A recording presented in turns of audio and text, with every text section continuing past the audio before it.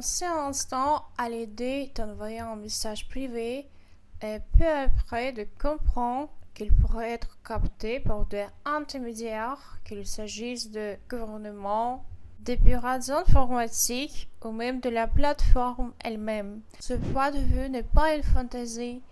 Il est devenu crédible en raison de récentes tensions exercées sur les sociétés technologiques pour qu'elles renoncent au cryptage de bout en bout. Depuis son adoption sur les plateformes telles que WhatsApp, le chiffrement a assuré une confidentialité totale des échanges. Cependant, l'équilibre délicat est aujourd'hui menacé par un mélange de facteurs géopolitiques, d'exigences juridiques et de contraintes économiques. Ce programme offre une étude approfondie et critique des défis historiques, techniques et sociopolitiques de cette mutation significative, en soutenant les téléspectateurs dans l'élargissement de leur lexique français. Imaginez que vous envoyez un message à quelqu'un, un message simple, ou peut-être quelque chose de plus personnel. Vous pensez que ce message reste privé entre vous et cette personne. C'est justement le rôle du chiffrement de bout en bout. Concrètement, le message est transformé en un code illisible de son envoi. Seul le destinataire peut le lire, personne d'autre. Même des entreprises comme Meta ou WhatsApp n'y ont pas accès. Derrière, il y a des technologies complexes comme LSA ou iOS, mais au fond, l'idée est simple: protéger vos conversations. Et ce n'est pas seulement utile pour discuter avec des amis. Pour un journaliste, un militant ou une personne vivant dans un contexte sensible, c'est une protection essentielle. Maintenant, passons à de nouvelles expressions. Chiffrement de bout en bout. C'est une méthode qui garantit que seul l'expéditeur et le destinataire peuvent lire le message. C'est une méthode de sécurité qui protège un message du moment où il est envoyé jusqu'au moment où il est reçu. Le message est transformé en un code secret dès le départ et seul le destinataire possède la clé pour le décoder. Par exemple, grâce au chiffrement de bout en bout, l'expéditeur envoie un message que seul le destinataire peut lire. Ça n'a pas toujours été comme ça. Aujourd'hui, on parle beaucoup de sécurité et de vie privée, mais il y a encore quelques années, ce n'était pas vraiment une priorité. Envoyer un email ou un SMS, c'était un peu comme envoyer une carte postale. Le message circulait, mais sans réelle protection. Donc, en théorie, quelqu'un pouvait l'intercepter et le lire assez facilement. Et puis, en 2013, tout bascule. Un homme, Edward Snowden, va complètement changer la perception du monde numérique. Ces révélations ont choqué l'opinion publique.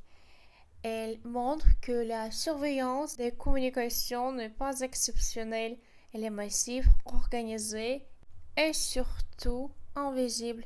Autrement dit, des millions de messages, d'emails, d'appels étaient potentiellement surveillés sans que les utilisateurs en aient conscience. À partir de ce moment-là, quelque chose change. Les gens commencent à se poser des questions: qui peut lire mes messages? Mes données sont-elles vraiment protégées? Et face à cette prise de conscience, les entreprises n'ont pas le choix. Elles doivent réagir. Elles commencent alors à renforcer la sécurité de leurs services, notamment en mettant en place le chiffrement pour protéger les utilisateurs et surtout pour regagner leur confiance. Maintenant, je vous explique quelques expressions utiles. Révélation, ce sont des informations importantes, souvent cachées ou inconnues, qui sont rendues publiques et qui peuvent changer la manière dont on comprend une situation.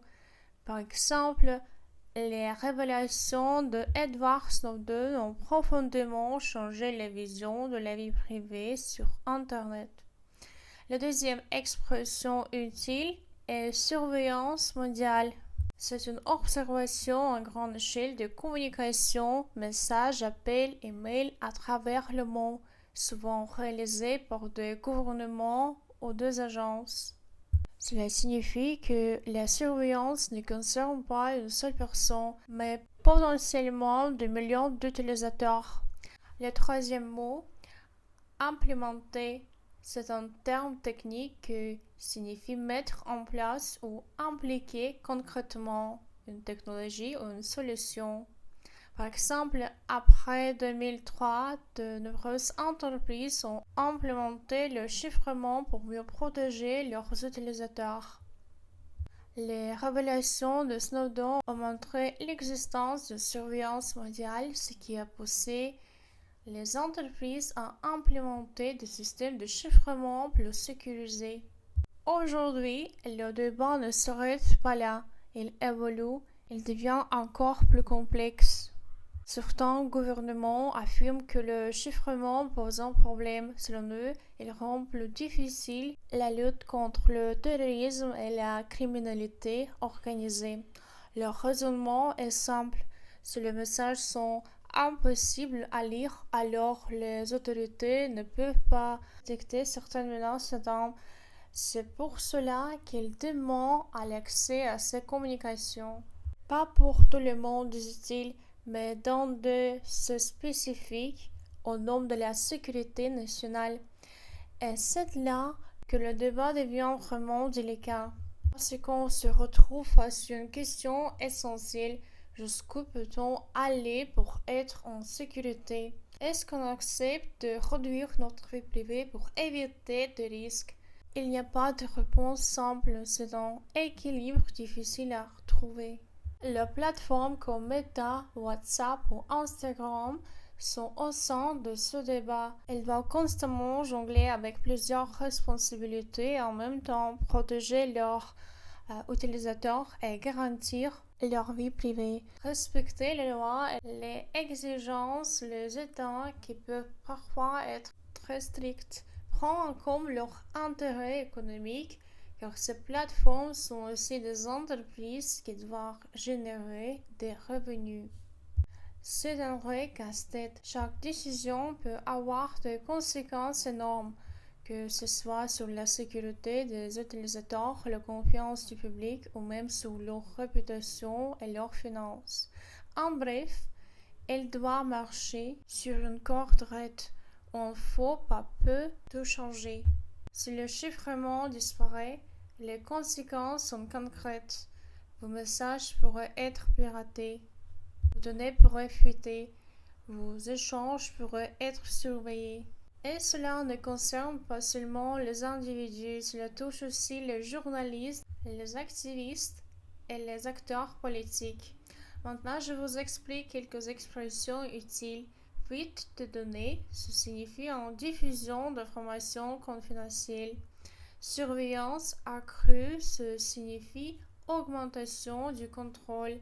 Cela signifie que l'observation de communication et des activités en ligne augmente. Autrement dit, les messages, les appels, les emails ou même certaines données personnelles sont plus étroitement surveillées par le gouvernement, des entreprises ou d'autres acteurs.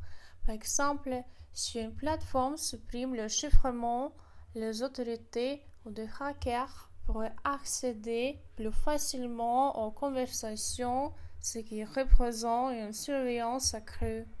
Pour un journaliste, protéger ses sources est essentiel.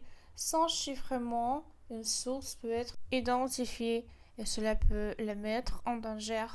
Le résultat est moins de personnes osent parler. Et l'information devient plus difficile à obtenir. Si chaque pays impose ses propres règles, Internet pourrait changer profondément. On pourrait voir apparaître plusieurs Internets différents selon les régions. Dans le futur, plusieurs scénarios sont possibles. Moins de chiffrement sur certaines plateformes en Internet plus fragmenté.